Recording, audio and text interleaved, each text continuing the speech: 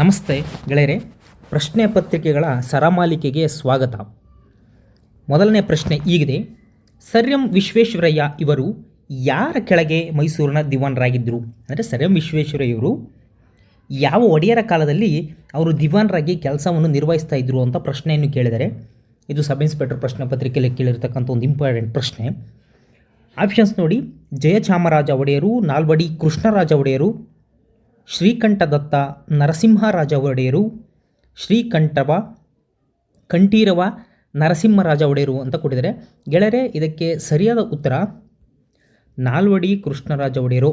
ನಾಲ್ವಡಿ ಕೃಷ್ಣರಾಜ ಒಡೆಯರ ಕಾಲದಲ್ಲಿ sir M V ಅವರು ಮೈಸೂರಿನಲ್ಲಿ ದಿವಾನರಾಗಿ ಕೆಲಸವನ್ನು ನಿರ್ವಹಿಸ್ತಾ ಇದ್ದರು. ಗೆಳೆಯರೆ, ಇನ್ನೊಂದು ಮೋಸ್ಟ್ ಇಂಪಾರ್ಟೆಂಟ್ ಪ್ರಶ್ನೆ ನೋಡಿ: ಭಾರತೀಯ ಸಂವಿಧಾನದ 8ನೇ ಶೆಡ್ಯೂಲ್ನಲ್ಲಿ ಈ ಕೆಳಗಿನ ಯಾವ ಭಾಷೆಯನ್ನು ಸೇರಿಸಲಾಗಿದೆ? ಯಾವ ಭಾಷೆಯನ್ನು ಸೇರಿಸಲಾಗಿದೆ? ಆಪ್ಷನ್ಸ್ ನೋಡಿ: ಹಿಂದಿ, ಕನ್ನಡ, ತುಳು ಮತ್ತು ಉರ್ದು. ಗೆಳೆಯರೆ, ಇದಕ್ಕೆ ಸರಿಯಾದ ಉತ್ತರ ತುಳು ಭಾಷೆ. ತುಳು ಭಾಷೆ ಅಂದರೆ ನಮ್ಮ ಭಾರತೀಯ ಸಂವಿಧಾನದಲ್ಲಿ ಎಷ್ಟು ಶೆಡ್ಯೂಲ್ಗಳಿವೆ ಅಂತ ಕೇಳಿದರೆ ನೀವು 12 ಶೆಡ್ಯೂಲ್ಗಳಿವೆ. ಅದರಲ್ಲಿ 8ನೇ ಶೆಡ್ಯೂಲ್ ಬಗ್ಗೆ ಕೇಳಿದ್ದೇನೆ. ಈ 8ನೇ ಶೆಡ್ಯೂಲಲ್ಲಿ 22 ಭಾಷೆಗಳನ್ನು ಹಾಕಿದೆ. 22 languages are there in the 8th schedule. ಅದರಲ್ಲಿ ಯಾವ ಭಾಷೆ ಇಲ್ಲ ಅಂತ ಅವ್ನು ಕೇಳಿದ್ದಾನೆ. ಇಲ್ಲಿ ಆಪ್ಷನ್ಸಲ್ಲಿ ನೀವು ಹಿಂದಿ, ಕನ್ನಡ ಮತ್ತು ಉರ್ದು ಇವು ಅದರಲ್ಲಿ ಇವೆ. 8ನೇ ಶೆಡ್ಯೂಲ್ನಲ್ಲಿ ನಾವು ಕಾಣಬಹುದು. ತುಳು ಎಂಬುದು ಆ 8ನೇ ಶೆಡ್ಯೂಲ್ನಲ್ಲಿ ಇಲ್ಲ. ಸೊ ನಮಗೆ 22 ಭಾಷೆಗಳು ಸಮೇತ 8ನೇ ಶೆಡ್ಯೂಲ್ನಲ್ಲಿರ್ತಕ್ಕಂಥ 22 ಭಾಷೆಗಳು ನಮಗೆ ಗೊತ್ತಿರಬೇಕು. Next most important and repeated ಪ್ರಶ್ನೆ: ಭಾರತೀಯ ಸಂವಿಧಾನದ ಮೂಲ ರಚನಾ ಸಿದ್ಧಾಂತವನ್ನು ಮೊದಲು ರೂಪಿಸಿದ್ದು ಯಾವುದ ಬುಡದಿಂದ, ತಳಹದಿಯಿಂದ ಅಂತ. ಇಲ್ಲಿ ನೋಡಿ: ಕೇಶವಾನಂದ ಭಾರತಿ ಪ್ರಕರಣ ವರ್ಸಸ್ ಕೇರಳ, ಎ.ಕೆ. ಗೋಪಾಲನ್ ಮತ್ತು ಮದ್ರಾಸ್ ರಾಜ್ಯ, ಶಂಕರಿ ಪ್ರಸಾದ್ ಮತ್ತು ಯೂನಿಯನ್ ಆಫ್ ಇಂಡಿಯಾ, ಇದು 3ನೇದು. 4ನೇದು ಗೋಲಕ್ನಾಥ್ ಮತ್ತು ಪಂಜಾಬ್ ರಾಜ್ಯ ಅಂತ ಕೇಳಿದರೆ, ಗೆಳೆಯರೆ, ಇದಕ್ಕೆ ಸರಿಯಾದ ಉತ್ತರ ಕೇಶವಾನಂದ ಭಾರತಿ ಪ್ರಕರಣ ವರ್ಸಸ್ ಕೇರಳ. ಕೇಶವಾನಂದ ಭಾರತಿ ವರ್ಸಸ್ ಪ್ರಕರಣ. ಈ ಪ್ರಕರಣದಲ್ಲಿ ನಾವು ಸಂವಿಧಾನದ ಮೂಲ ರಚನೆ ಸಿದ್ಧಾಂತವನ್ನು ರೂಪಿಸಲಾಯಿತು. ಇದು ಇಂಪಾರ್ಟೆಂಟು ಮತ್ತು ಮೋಸ್ಟ್ ರಿಪೀಟೆಡ್ ಪ್ರಶ್ನೆ ಇದು.